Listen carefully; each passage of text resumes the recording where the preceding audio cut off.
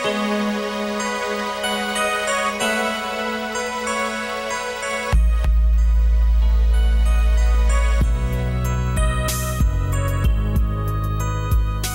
I'm your host, Marsha Florence for Just Ask. Today we have with us the recording for the blind and dyslexic.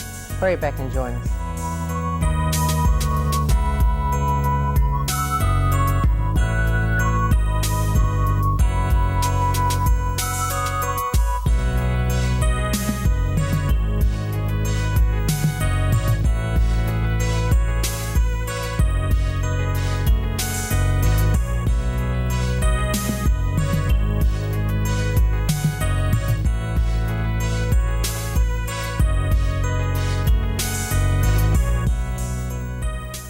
Hi, I'm your host, Marsha Florence for Just Ask. Today we have with us the recording for the blind and dyslexic. I want to introduce our guests, Carla Reeves, Executive Director, and Michelle Goyette, Development Coordinator. Hi, ladies. Hello. How are you? Very well, thank you. Good. Glad to have you on the show. Thanks Glad for to be inviting here. us. Okay. Yeah, we're very pleased to be here. Okay, now that's a pretty long name there, Carla, so I want you to give us a chance to breathe it in, but tell us, what is the organization, the Recording for the Blind and Dyslexic? Yes.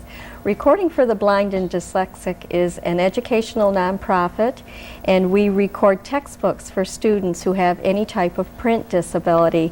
But originally, our organization that was formed in 1948 was called Recording for the Blind, because at that time we strictly recorded textbooks for blinded World War II veterans who wanted to get an education under the GI Bill. But since then, in the last 5 years, many dyslexic individuals are using our service to benefit their education and profession. Okay, so the actual mission is to educate? Correct. Our mission is so that individuals can have academic and professional success in life, yes. Okay. Is there age criteria involved? Not at all. Individuals that use our service, we record textbooks from kindergarten up through graduate school, and the textbooks that we record that the individuals borrow, even when they leave school, after graduate school even, when they go into a profession, we will continue to stay with those students who are registered with us and record any of the professional materials that they may need. Okay. Now, how does a student qualify?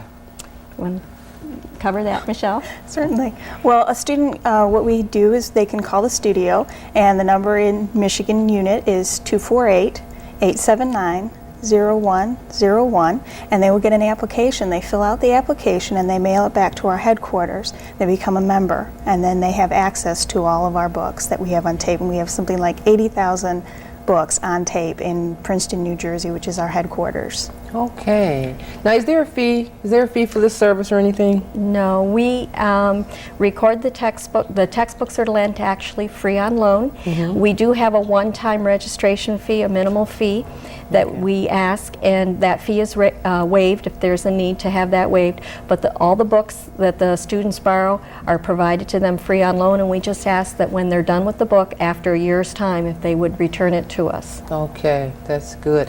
Now, when you say textbooks, and it's dealing with education, and since it's you say as early as preschool? Well, technically, kindergarten. Okay. We start. Okay. We start recording those. Okay, so the books may vary in time. So, do you have all the books, on shelf, or how do you keep up with the books and the changing of the times for these students? They can register. Once they're registered, they can order books. So if, for example, they're in college and they have changing books every semester, we will record those. They will just give us the name of the book and we'll record it for them. Okay. Now, who actually records the textbooks? We have something like 165 volunteers at the Michigan unit that record. So the volunteers will come in, they'll work in teams of 2. One will record and one will monitor. The monitor will check for correct pronunciation, make sure they get everything in, don't skip anything, and then it's recorded onto cassette. So it's all done by volunteers. Okay. So it's only cassette player or cassette tape like, and the student may purchase but is it a rental or it's just borrow? It's free on loan. Okay. Yeah. So it's borrowed. Okay. Okay. So you actually borrow the tape. Now, what about magazines and things like that? Are they considered part of the use of tech services? No, too? our criteria is that it must be required for a class, an educational class. So, if you wanted Newsweek articles or things like that, we wouldn't normally record anything like that. There are a few small organizations that are just independent that do pleasure reading, and that falls under that classification. Although we strictly record textbooks that are needed that can be placed in the National Library for any student across the U.S. that may need that particular textbook. Okay. What about language? How is it? Is language affected in any way when you're recording? The volunteers that record for us, the criteria is that they know the material. So many of our volunteers have are reading in their particular field of education or background. So that we have lawyers who read law textbooks, we have chemists who read chemistry books. So most of our people have the background to read, and the criteria is not if they have an accent or a beautiful voice. The criteria is, do they know the material, and can they pass on the information in a comprehensible fashion on tape. Okay. So they are trained, and they do undergo many sessions of training in order only to be able to read the charts and the graphs and the illustrations in the same uniform manner that we would like all the textbooks to have. Okay. Now, Michelle, let me ask you this question, because I'm sure you work closely with the volunteers. How do you come about the volunteers? We recruit volunteers. We will put ads in newspapers. When we speak at schools, we ask the teachers to volunteer. So we recruit volunteers all the time. Anyone who's interested can call the studio, and we set up for an orientation. They can come and learn about the organization. Then they come for a training session, how to use all the equipment, and then they will monitor with a experienced monitor and get used to the equipment and used to dealing with the reader. Okay, how long is the training period? The training period can be anywhere. The orientation is only about 45 minutes, and it's offered the first week of every month on 3 different days and 3 different times. And the training session lasts for about 2 hours, and after that they'll come maybe 10 to 20 sessions and monitor. So, and then they can take a test, like Carla was saying, and to become a reader if they're interested in that. Okay. So can either one of you tell me how long does it take to record a book? Oh, there's no typical time for recording a book. Just like if you would walk into a bookstore, you have a book that's maybe 100 pages, you might have a book. I can tell you that some of the law textbooks and the organic chemistry textbooks, those textbooks take over a year to record. We have some that averaging 4 to 6 months, so 4 to 6 is maybe typical, but not quite, because we have many books that take longer than that. So what happens when a student requests a book from us and we start recording it for them, we do not let them wait the full year till the book is completely recorded. What would happen is we ask the student to get us 2 copies of the book from the school, and we record in teams, so we need the 2 copies. And once we get clearance from the publisher to record the book, then we ship the book to the students that are waiting for it in installments, and they'll get a tape every week or so. So what is happening is they're kept up to date, but they're not waiting till the book is completely finished. Okay, that's good, because I was wondering if you're in school and I need this book and it's kind of like urgent. Now, should a student actually get this information to you prior to the course study? Say like it's a college student and they know that they're going to be studying history. Should they already have had the book name and publisher and that kind of information too? That's very helpful, because we can get it in advance. Okay. And of course then they can have it as soon as they start the course, if they have it before. But they are cutting it close if they wait till they actually get in the class. Yes. Okay. But unfortunately sometimes that's the way it works, and we'll get it to them as soon as we can. So. Okay. Now, do parents pick up information or books for small children? Actually, we haven't had the parents want too many times because the younger books they enjoy reading to the children themselves. So most of the time the parents actually, in our particular case, the individuals that use our service, about 75% of them are now registered as having the dyslexia, which is a learning disability. So what we have now are most of the students who are learning disabled using our books, so that parents can have the textbooks for them at a little. They're diagnosed at a little bit later age, Okay, because I figured it had to be a certain age time when when the student or the child may be diagnosed before the parent even really realized he or she may need this type of assistance. Yeah, because the younger grades, often that's not recognized, and it is recognized usually around the 6th grade. They start beginning 5th and 6th grade, they begin to realize that maybe the reading ability is not where it should be. Okay, 5th or 6th grade. 5th, 6th grade is not unusual. But this type of service here helps improve their reading skills and comprehensive skills as much as possible? Yes, when they are listening and visually looking at the words, it helps with the connection. Okay, okay.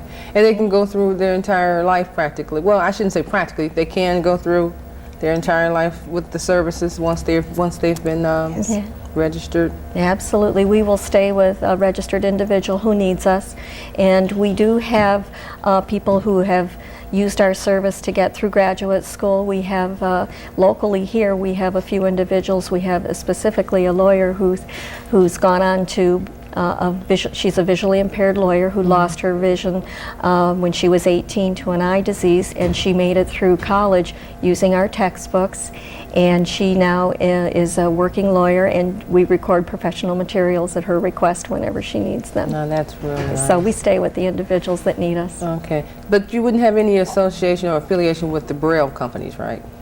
No, we don't have any association at this time with the Brailles. They are a different service. Okay, okay. Because when you say recording for the blind and dyslexic, you would think that Braille somewhere would fit into there.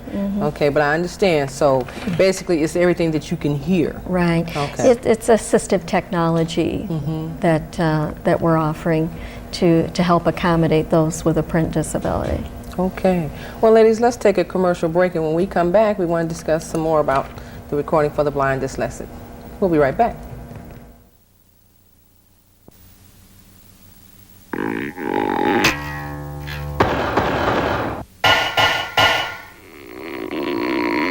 All kids have trouble staying within the lines. After the 3rd grade, it could be a sign of a learning disability. With the right help, most kids go on to do well in school. Call now to help your child manage his learning disability. There's no reason to be held back.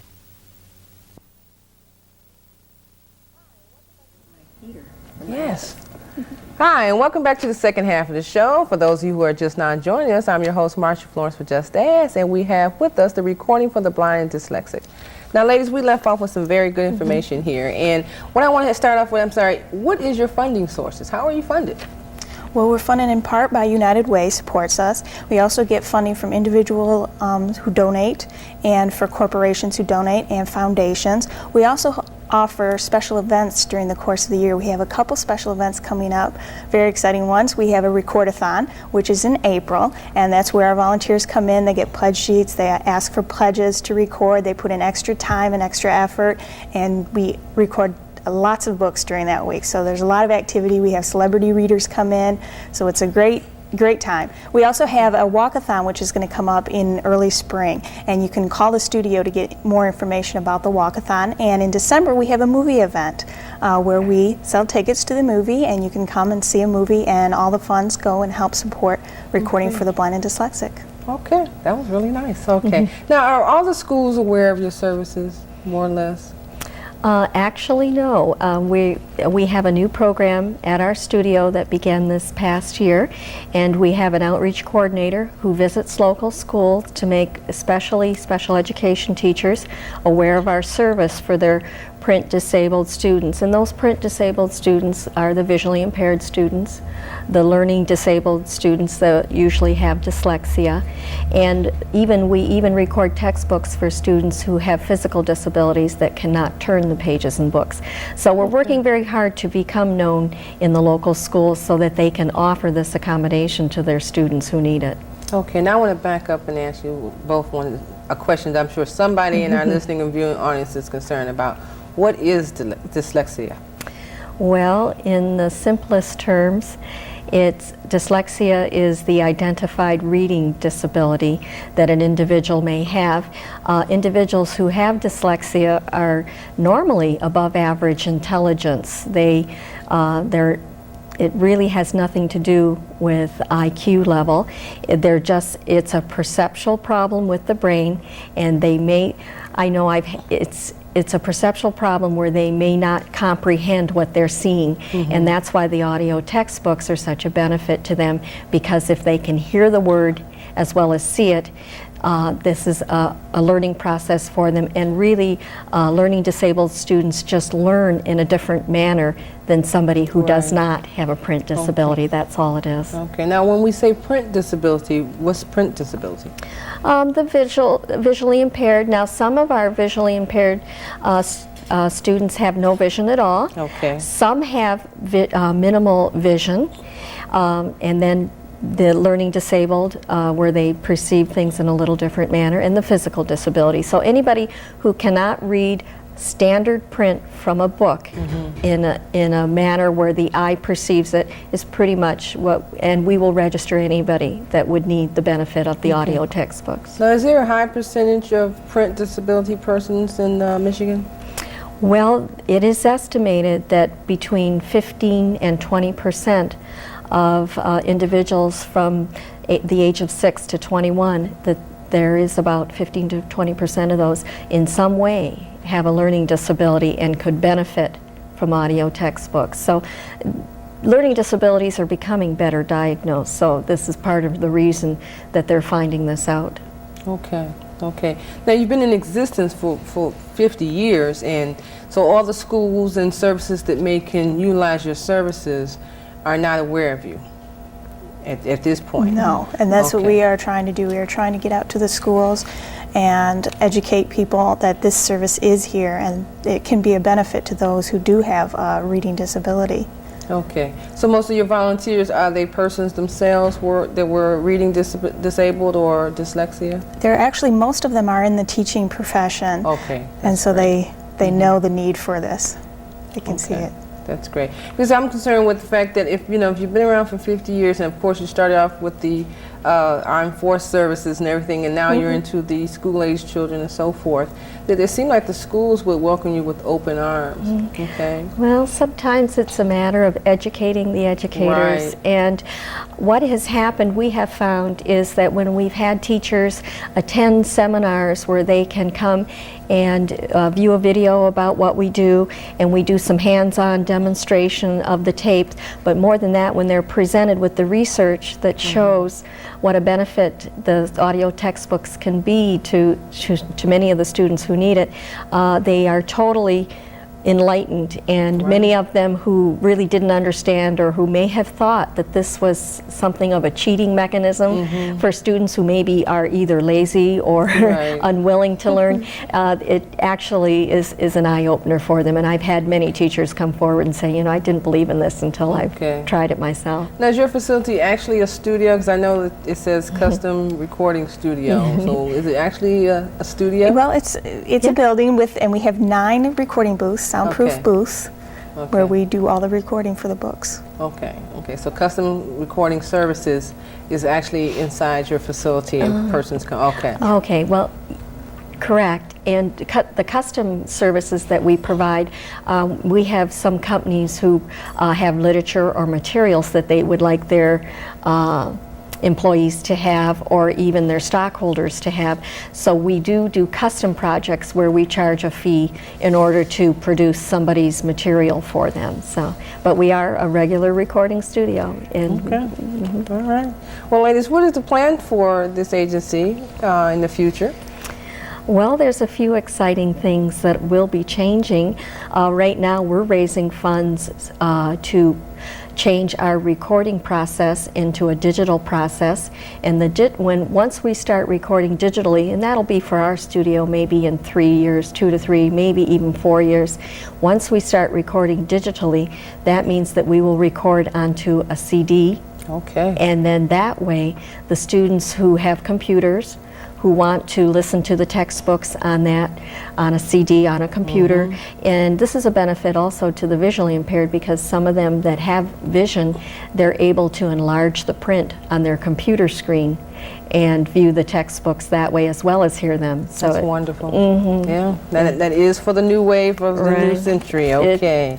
All righty. Well, before we close, I want to ask you about some of the literature we have here. We have some brochures here, and the first one is Tools for Success. I can see a catalog of, what's this? I'm sorry. Production 99 and 2000. Yes. Okay, this one here is what? This catalog shows the 4-track recorders that are available, the different types, the portables and the desk models.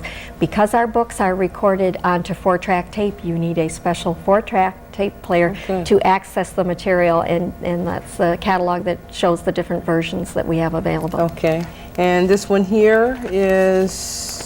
Some of the services we offer, the library services, and it tells about the National Library, reference services that the students can use. Okay, okay. And you have a nice bag there, Carla, won't you? This is one of the items we give our volunteers who serve with us. We have many volunteers who have been with us many years. We have different recognition programs, and we also sell those at the studio for sometimes. Some of the students want them for their recorders and things. That's wonderful. And what do you have there with you, Michelle? I have also a mug and a hat, which is again something that we give to our volunteers who help us, and also we do have them for sale at the studio to support recording for the blind and dyslexic. Okay, well, ladies, these sound like some very nice items. Now, what we want to do, Carla and Michelle, is close with a very special piece. You were nice enough to bring us some of the footage from your facility, and we want to put that in so our listening and viewing audience will get a chance to hear and see some of the things that happen at the recording for the blind and dyslexic.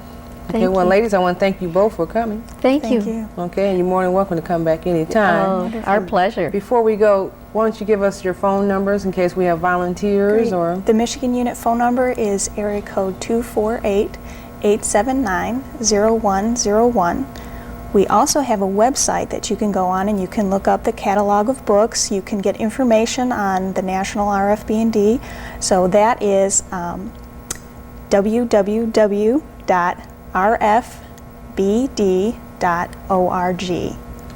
And if you would like to email us, you can email us at the Michigan Studio at michigan.rfbd.org.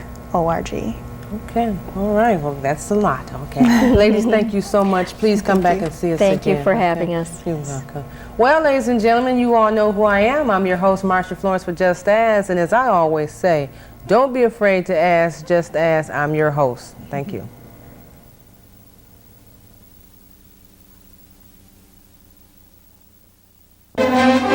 Recording for the blind and dyslexic changed my life.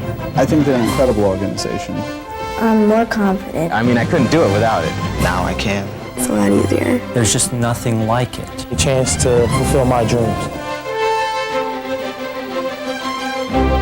Recording for the blind and dyslexic.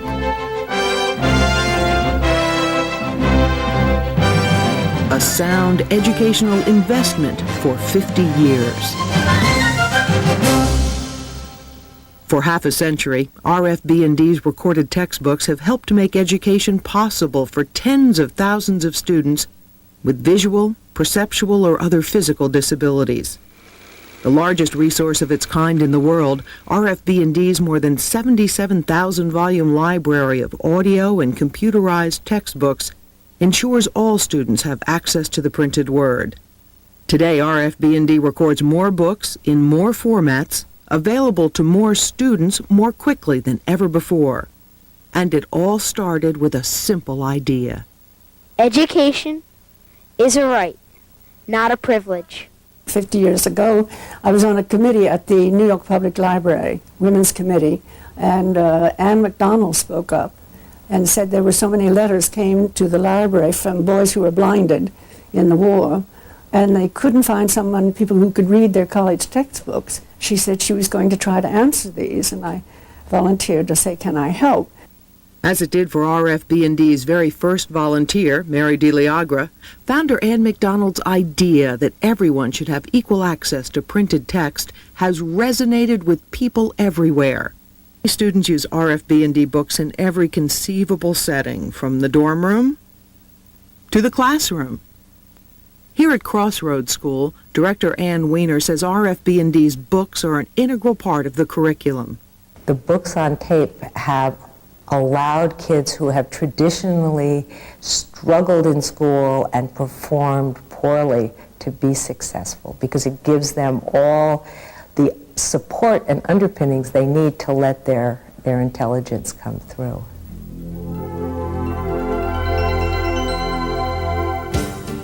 The future promises RFB&D members even more ways to learn and succeed.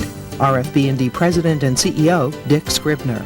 At this point, we're able to build on a tremendous legacy that we've established over the last 50 years. We now have an opportunity to take that service to the next level, and I think the opportunity to bring that to so many more people is a tremendously exciting prospect. The new technology moves RFB&D from years of reliance on audio tape into the digital computer age. First, RFB&D developed eText, a computerized text version of a book that reads in a synthetic voice. The octopus rests on an underwater rock, at least 3 of its tentacles in evidence. Now RFB&D is leading the world with a revolutionary technology that combines the power of the modern computer with the quality of a human voice. The octopus rests on an underwater rock, at least 3 of its tentacles in evidence, with their pearly gray suckers. For RFB&D to expand its investment in the future and touch even more lives, the network of supporters must grow. It will take about $35 million over the next 3 years to advance RFB&D's digital audio and outreach projects. Every dollar is an investment in education, an investment in the future of learning. RFB&D member and contributor Joshua Schrager. It's a terrific investment. It's an investment in a generation of people who have the intellectual capacity to achieve greatness, but who have a barrier before them.